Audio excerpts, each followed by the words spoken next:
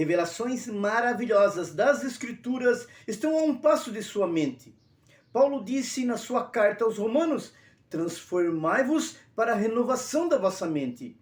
É necessário deixar o velho para trás e assimilar as coisas novas que Deus tem para você. Vamos avante? No início da grande tribulação, acontecerá um evento aguardado com muita alegria pela Igreja de Cristo. Jesus voltará para buscar todos aqueles que entregaram suas vidas a Ele e os levará para o céu. Numa segunda fase, 7 anos depois, Jesus virá para livrar Israel da destruição pelo anticristo. 1 Tessalonicenses 4, 16 a 18 fala: pois o mesmo Senhor descerá do céu com um grande brado, à voz do arcanjo, ao som da trombeta de Deus, e os que morreram em Cristo ressurgirão primeiro. Depois nós, os que ficarmos vivos, seremos arrebatados juntamente com eles nas nuvens, para o encontro do Senhor nos ares, e assim estaremos para sempre com o Senhor. Em todas as nações, o terror atingirá a população. Aviões cairão em todas as partes do mundo, pois os pilotos convertidos sumirão. Acontecerão centenas de acidentes automobilísticos. Carros se chocarão em vias públicas em alta velocidade e seus motoristas não se encontrarão mais no volante. Filhos sumirão, pais sumirão, avós sumirão em todas as partes do mundo. Os povos gritarão: o que aconteceu? Onde estão os crentes? Eles sumiram? O arrebatamento será uma surpresa. Jesus virá secretamente. 1 Coríntios 15, 51 e 52 nos revela: eis aqui vos digo um mistério, na verdade nem todos dormiremos, mas todos seremos transformados. No momento, num abrir e fechar de olhos, ante a última trombeta, porque a trombeta soará e os mortos ressuscitarão incorruptíveis e nós seremos transformados. Um dos propósitos do arrebatamento será livrar a igreja da grande tribulação. Em Apocalipse 3:10, Jesus fala: eis que guardaste a palavra da minha perseverança, também eu te guardarei da hora da tribulação que há de vir sobre todo o mundo, para provar os que habitam sobre a terra. A convocação. O brado de Jesus será para que sua igreja ouça. O mesmo caso acontecerá com a voz do arcanjo. Quem escutará a trombeta será a igreja, pois é a igreja que será arrebatada para o encontro com o Senhor nos ares, nas nuvens. No livro do Apocalipse, a Bíblia fala de 144 mil pessoas que seguem Jesus onde quer que ele vá. Existe muita especulação sobre quem são essas pessoas, porém a própria Bíblia nos mostra quem são. Apocalipse 7,4 nos diz: eu ouvi o número dos que foram selados, e eram 144 mil de todas as tribos de Israel. Exatamente, estes são israelitas, chamados especialmente para serviço do Rei Jesus. A morte é um inimigo que entrou no mundo por causa dos pecados. Romanos capítulo 5, versículo 12 nos fala: pelo que por um homem entrou o pecado no mundo, e pelo pecado a morte, assim também a morte passou a todos os homens, porque todos pecaram. Existem 3 tipos de morte: a morte física, a morte espiritual e a morte eterna. Morte física acontece pela morte do corpo, pois a alma e o espírito são eternos. Morte espiritual é a separação entre Deus e o homem. Romanos capítulo 3, versículo 23 nos fala: porque todos pecaram e destituídos estão da glória de Deus. A morte eterna é chamada de segunda morte. Apocalipse 20:14 diz: a morte e o inferno foram lançados no lago de fogo. Esta é a segunda morte. A morte eterna será o sofrimento final do homem no lago de fogo. No caso do pecador não regenerado, ficará separado de Deus e dos salvos por toda a eternidade. O estado intermediário é o lugar onde os mortos vão após a sua morte física. A Bíblia ensina que os justos mortos, assim como os ímpios mortos, continuam existindo após a morte física. A morte não é o fim. Quando o ser humano morre, o corpo volta ao pó, mas seu espírito, juntamente com sua alma, vão para o paraíso, onde o apóstolo Paulo esteve. 2 Coríntios 12, 2 a 4 nos diz: conheço um homem em Cristo que há 14 anos, se no corpo não sei, se fora do corpo não sei, Deus o sabe, foi arrebatado ao terceiro céu. E sei que o tal homem, se no corpo, se fora do corpo não sei, Deus o sabe, foi arrebatado ao paraíso e ouviu palavras inefáveis que ao homem não é lícito falar. Antes da ressurreição de Cristo, no Antigo Testamento, todos os mortos, justos ou ímpios, iam para o Hades, palavra grega equivalente ao seio de Abraão no hebraico. Havia, porém, uma separação no Hades entre os bons e os maus. Os justos ficavam no seio de Abraão, chamado de paraíso, e os ímpios iam para o lugar de tormentos, um lugar horrível. Entre o seio de Abraão e o lugar de tormentos havia um grande abismo. Vemos pela Bíblia que o rico viu o pobre no seio de Abraão, portanto ele estava consciente no estado intermediário. Ele não estava dormindo como muitos afirmam. Lucas 26, 19 a 26 nos esclarece. Ora, havia um homem rico, e vestia-se de púrpura e de linho finíssimo, e vivia todos os dias regalada e esplendidamente. Havia também um certo mendigo chamado Lázaro, que jazia cheio de chagas à porta daquele, e desejava alimentar-se com as migalhas que caíam da mesa do rico, e os próprios cães vinham lamber-lhe as chagas. E aconteceu que o mendigo morreu, e foi levado pelos anjos para o seio de Abraão, e morreu também o rico, e foi sepultado. E no inferno ergueu os olhos, estando em tormentos, e viu ao longe Abraão e Lázaro no seu seio. E clamando, disse: Pai Abraão, tem misericórdia de mim, e manda a Lázaro que molhe na água a ponta do seu dedo, e me refresque a língua, pois estou atormentado nesta chama. Disse, porém, Abraão: Filho, lembra-te de que recebeste os teus bens em tua vida, e Lázaro somente males, e agora este é consolado, e tu atormentado. E além disso, está posto um grande abismo entre nós e vós, de sorte que os que quiserem passar daqui para vós não poderiam, nem tampouco os de lá passar para cá. Com a morte de Jesus por nós, pecadores, houve uma mudança quanto ao estado intermediário dos justos. Na verdade, a mudança ocorreu entre a morte e a ressurreição do Senhor. Na cruz, Jesus falou ao ladrão que estava à sua direita que no mesmo dia ele estaria com Jesus no paraíso.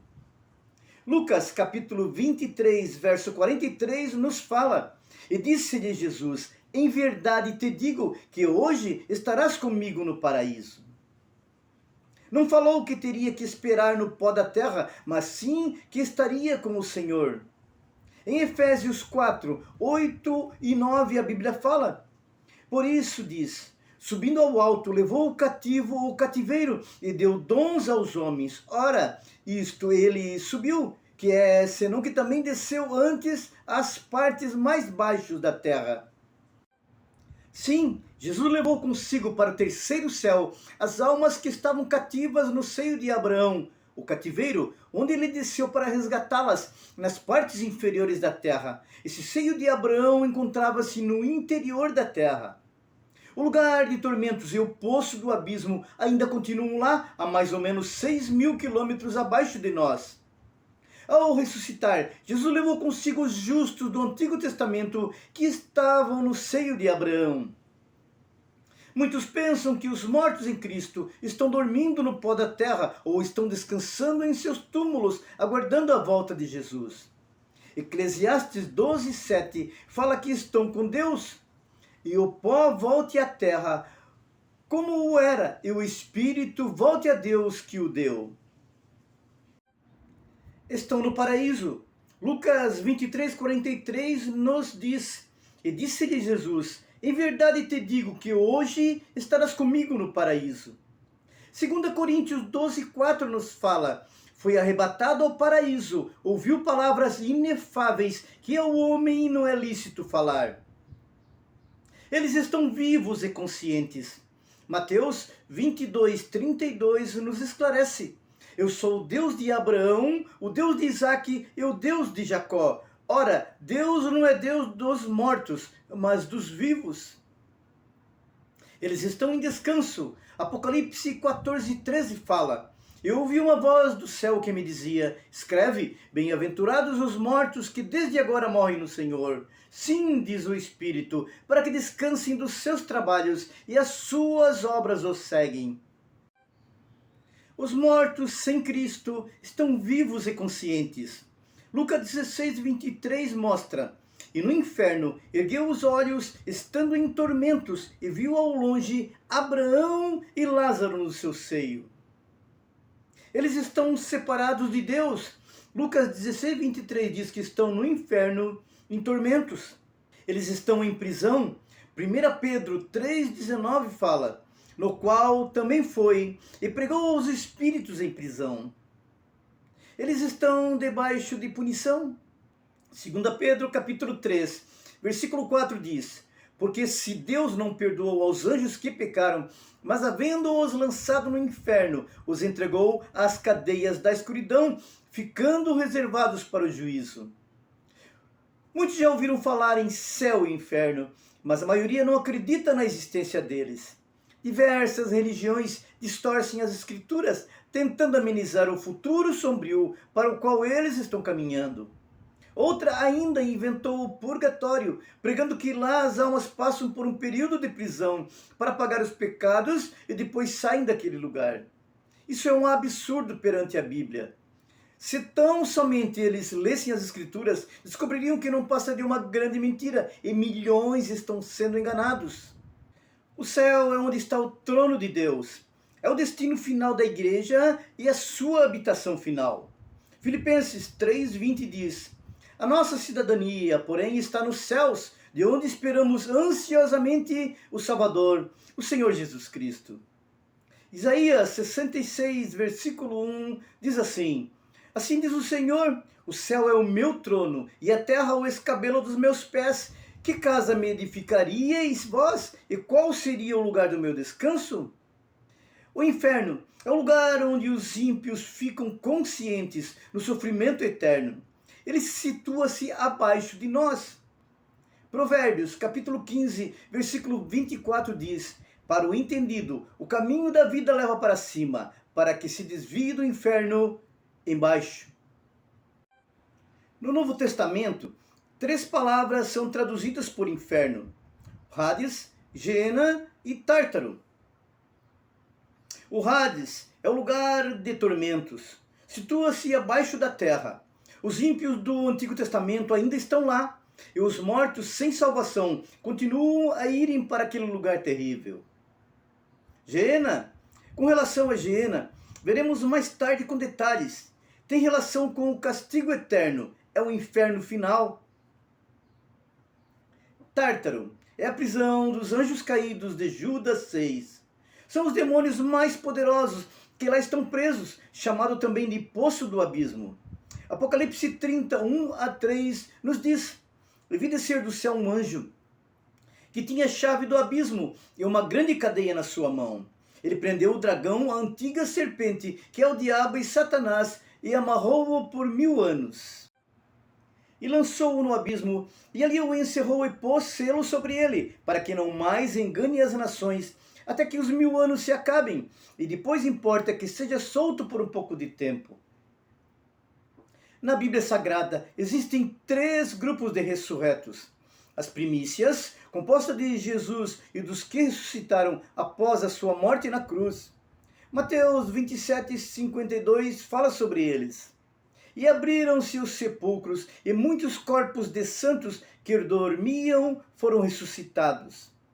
E a colheita geral, todos os que forem arrebatados na sua vinda, como diz o versículo acima, são os mortos e os vivos em Jesus Cristo.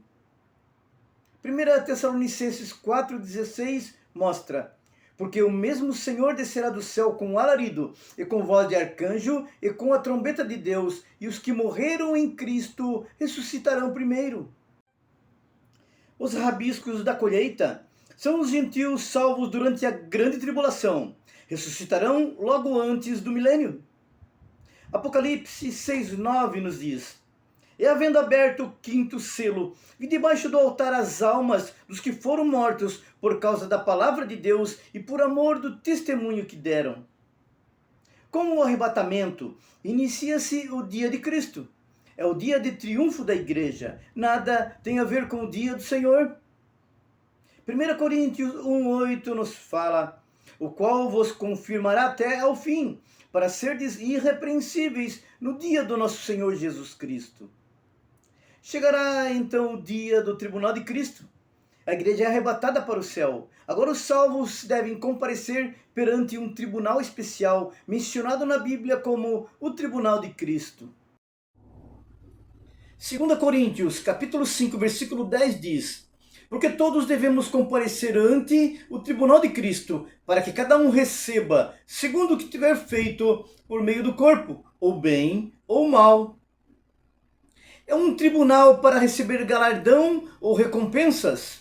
O homem de Cristo receberá recompensas pelos trabalhos realizados por ele para o Senhor. Não é um tribunal para julgamento dos homens, mas das suas obras. O tribunal de Cristo ocorrerá logo após o arrebatamento, e o juiz será o Senhor. 2 Timóteo 4,8 diz: Desde agora, a coroa da justiça me está guardada, a qual o Senhor, justo juiz, me dará naquele dia, e não somente a mim, mas também a todos os que amarem a sua vinda.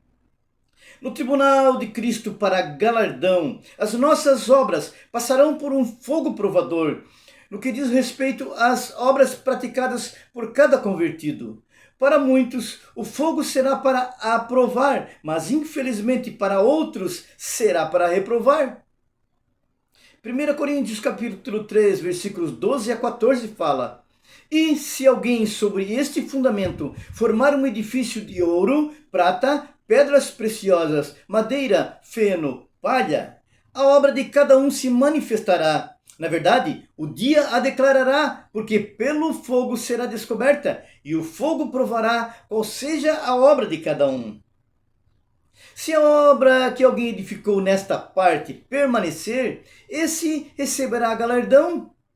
2 tipos de obras serão reveladas no tribunal de Cristo. 1. Obras que serão aprovadas, e 2. Obras que serão reprovadas. Obras que serão reprovadas: madeira, feno e palha. Como estes materiais queimam-se com muita facilidade e após queimados restam deles apenas pó e cinzas, sendo então levados pelo vento, assim serão reprovadas estas obras. São obras sem valor, obras feitas sem vontade, sem amor, só por obrigação. Obras estas não merecedoras de recompensas. Obras que foram aprovadas pelo fogo: ouro, prata e pedras preciosas. Estes são materiais que, além de serem resistentes ao fogo, são peças nobres e de valor. Estas obras receberão grande galardão, pois fizeram diferença tanto no mundo físico como no mundo espiritual. Recompensas dos justos no tribunal de Cristo. Primeira, coroa da vida. Tiago 1,12 nos diz: Bem-aventurado o homem que suporta a tentação, porque quando for provado, receberá a coroa da vida, a qual o Senhor tem prometido aos que o amam. Segunda, coroa da glória. 1 Pedro 5,4 nos diz: E quando aparecer o sumo pastor, alcançareis a incorruptível coroa da glória. 3. A coroa da justiça. 2 Timóteo 4,8 nos fala: Desde agora, a coroa da justiça me está guardada, a qual o Senhor, justo juiz, me dará naquele dia, e não somente a mim, mas também a todos os que amarem a sua vinda. A coroa da alegria, coroa incorruptível. 1 Coríntios 9,26 nos fala: E todo aquele que luta, De tudo se abstêm. Eles o fazem para alcançar uma coroa incorruptível, nós, porém, uma incorruptível. As bodas do Cordeiro. Após passar pelo tribunal de Cristo, a igreja, cheia de recompensas, participará das bodas do Cordeiro. Todos os salvos participando da grande ceia no céu. Apocalipse capítulo 19, versículo 7 nos fala: regozijemo-nos e alegremo-nos e demos-lhe glória, porque vindas são as bodas do Cordeiro, e já a sua esposa se aprontou. É o casamento de Cristo com a igreja, um casamento maravilhoso, cuja festa se estenderá por 7 anos. A tribulação. Mateus 24, versículo 21 nos diz: porque neste tempo haverá grande tribulação, como desde o princípio do mundo até agora não tem havido. Terá a duração de 7 anos. É a última semana de anos, composta de 2 períodos de 2 anos e meio. Será um período terrível para quem ficar na terra. É a última semana de Daniel, a 70ª semana de anos. Também será conhecida como o Dia do Senhor. Joel, capítulo 3, versículo 14 nos fala: multidões, multidões no vale da decisão, porque o dia do Senhor está perto, no vale da decisão, como tempo de angústia para Jacó. Jeremias, capítulo 30, versículo 7 nos fala: porque aquele dia é tão grande, que não houve outro semelhante, e é tempo de angústia para Jacó, ele, porém, será salvo dela. Como o dia de trevas, Amós 5,18 nos fala: ai daqueles que desejam o dia do Senhor, para que quereis vós esse dia do Senhor? Será de trevas e não de luz. Como o dia da vingança do nosso Deus, Isaías 34,8 nos fala: porque será o dia da vingança do Senhor, ano de retribuições pela contenda de Sião. Como o dia da ira do Senhor, Sofonias, capítulo 2, versículo 3 nos fala: buscai ao Senhor, vós todos os mansos da terra, que tendes posto por obra o seu juízo. Buscai a justiça, buscai a mansidão, pode ser que sejais escondidos no dia da ira do Senhor. Em 2 Tessalonicenses, capítulo 2, 1 a 4, a Bíblia diz: o povo estava preocupado, achando que o dia de Cristo já havia chegado e eles tinham ficado na terra. Paulo apóstolo lhes escreve dizendo que só acontecerá quando aparecer a apostasia e se manifeste o homem do pecado, o filho da perdição. Ele se assentará no templo de Deus, querendo parecer Deus. Este homem na Bíblia é conhecido como o Anticristo. Ora, irmãos, rogamo-vos pela vinda de nosso Senhor Jesus Cristo e pela nossa reunião com Ele, que não vos movais facilmente do vosso entendimento, nem vos perturbeis, quer por espírito, quer por palavra, quer por epístola, como de nós, como se o dia de Cristo estivesse já perto. Ninguém de maneira alguma vos engane, porque não será assim, sem que antes venha a apostasia e se manifeste o homem do pecado, o filho da perdição, o qual se opõe e se levanta contra tudo o que se chama Deus, ou se adora, de sorte que se assentará como Deus no templo de Deus, querendo parecer Deus. Ele será um grande líder, personificando o próprio diabo. Terá poderes intelectuais extraordinários. Grande orador, muitíssimo sábio, excelente estrategista, líder nato, terá grande carisma, agradará a população de todo o mundo. Ele terá uma personalidade incrível. Os homens que não conhecem a Deus irão amá-lo e adorá-lo como um Deus. A terra ficará sob o seu total controle. Controlará o mundo em todos os seus aspectos.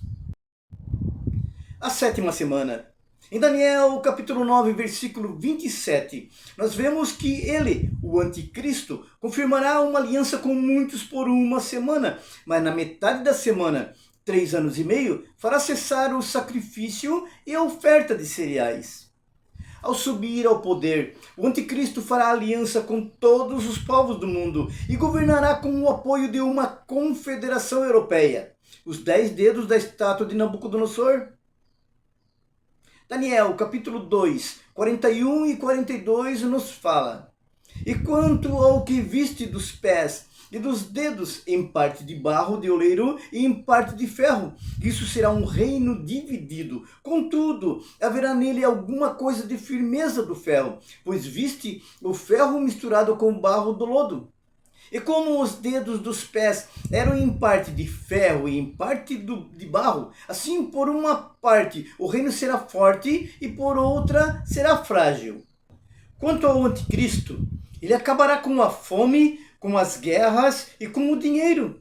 Haverá estabilidade econômica no planeta todo. Nos primeiros 3 anos e meio, a terra terá paz. Em sua terra, os judeus estarão adorando a Deus com sacrifícios e ofertas de cereais, conforme o padrão do Antigo Testamento, pois eles ainda não aceitaram Jesus como Salvador. Então, na metade dos 7 anos, exatamente 3 anos e meio, ele quebrará o pacto, proibirá o culto dos judeus, exigirá adoração a si como Deus e se sentará no trono de Deus, querendo parecer Deus. Mas, como este período chama-se Grande Tribulação, muitos sofrerão terríveis perseguições. Aqueles que não aceitarem a marca da besta serão massacrados e mortos por amor a Cristo. Apocalipse 13:18 nos revela: para que ninguém possa comprar ou vender, senão aquele que tiver o sinal ou o nome da besta ou o número do seu nome. Apocalipse fala das pessoas no céu. Apocalipse 15:2. E vi um como mar de vidro misturado com fogo, e também os que saíram vitoriosos da besta e da sua imagem, e do seu sinal e do número do seu nome, que estava junto ao mar de vidro, e tinham as harpas de Deus. Apocalipse capítulo 7, versículo 9 nos diz: Depois destas coisas, olhei, eis aqui uma multidão, a qual ninguém podia contar, de todas as nações, e tribos, e povos, e línguas, que estavam diante do trono e perante o Cordeiro, trajando vestes brancas e com palmas nas suas mãos. Apocalipse 7,14. E eu disse-lhe: Senhor, tu o sabes. E ele disse-me: estes são os que vieram da grande tribulação e lavaram as suas vestes e as branquearam no sangue do Cordeiro. Concluímos o módulo 3. O aprendizado tem sido intenso, mas ainda tem mais. Vamos para o módulo 4, pois Deus ainda tem coisas tremendas para nos ensinar. Avante!